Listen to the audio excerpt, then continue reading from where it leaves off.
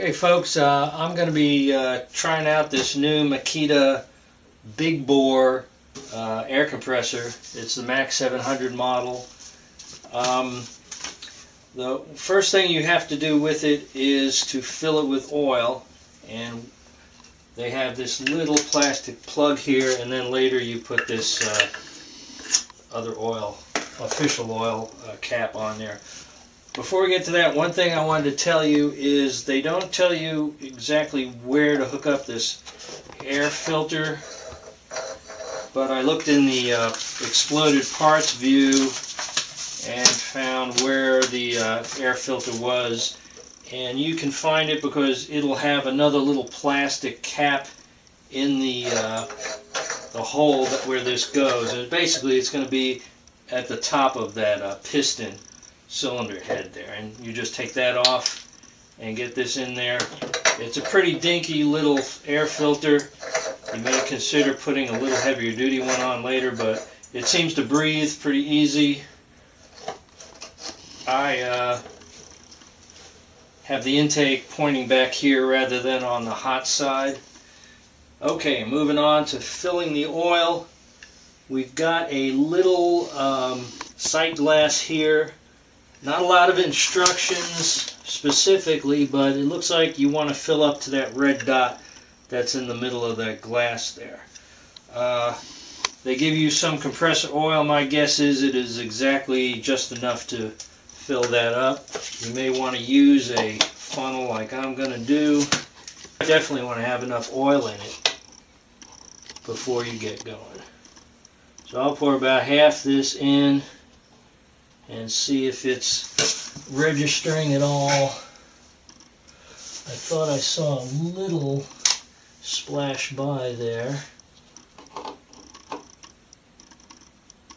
There's the level. Whoop, man, we've come up a little too much. We overfilled it a little to start with. I was wrong. They actually gave you a generous supply of the oil. So we went over our little red dot a little. So I drained some out. You have a official oil drain plug here at the bottom of the unit, which if you had been running this for a while and there was debris, you'd want to have that plug down at the bottom.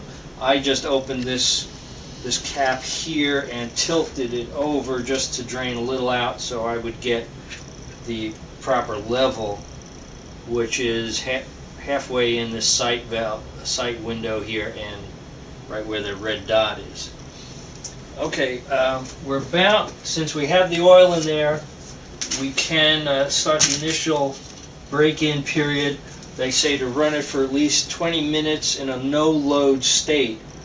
And the way you get the no-load is you open this drain cock at the bottom, as best as I can determine from the instructions.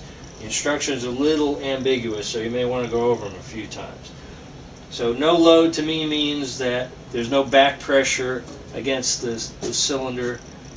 So we achieve that by opening this valve. And we'll just start the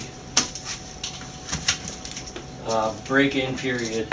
And you'll get an idea just how loud this is. The big selling point on this was that it was a slower RPM but a bigger bore, and it was a quieter unit. So we will see what it sounds like. And I don't see anything happening. We've plugged it in. Perhaps we have to have our pressure switch on. So let's see if that's true. Okay, so we've just had a revelation here that the pressure switch is actually the on switch.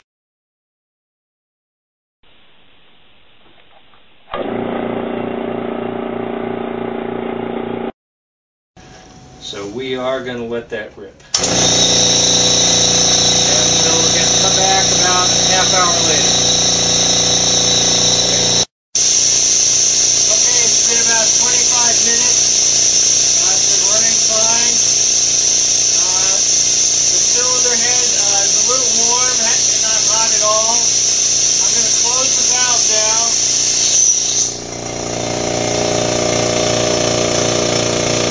We can see some pressure building now.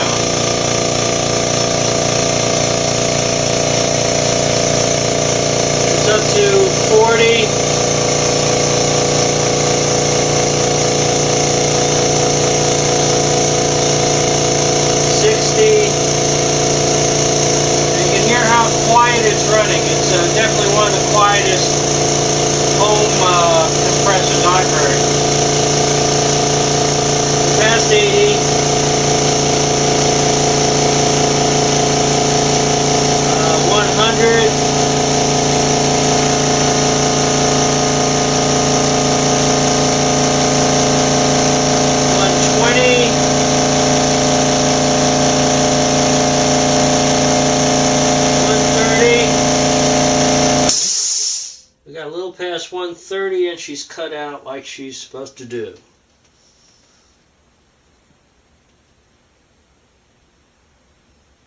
Seems to be holding pressure. Well, that's it. So we've broken in the MAC700, and it seems to be holding pressure, maybe sliding off a little. And there you go. I just wanted to show one more thing. You can haul this thing around by this handle.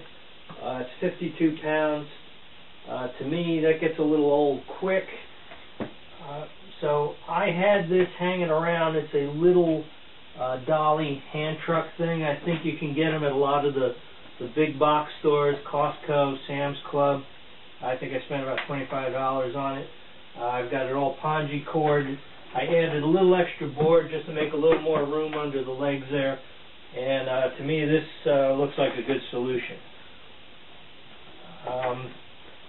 I mostly intended to get this for inflating car tires and also filling up this little, very portable tank and using that to blow off keyboards upstairs in the house or anywhere.